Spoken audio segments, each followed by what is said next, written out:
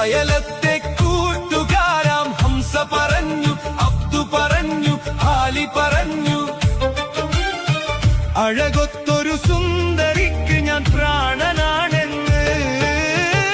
കാണും ഞാൻ അവളൊരു ഭാവം, കണ്ടാലോ പരിചിത ഭാവം. കാണും ഞാൻ അവളൊരു ഭാവം, കണ്ടാലോ പരിചിത ഭാവം. നിലയുടെ കടവിൽ, ചിറയുടെ പടവിൽ, കുടയുടെ മറവിൽ, അവളുടെ പിറകിൽ നിനച്ചും വിരച്ചും പിന്നെ അവളുടെ അരികിൽ. ഈ പ്രേമം എന്തൊരലാക്കാണ് എൻ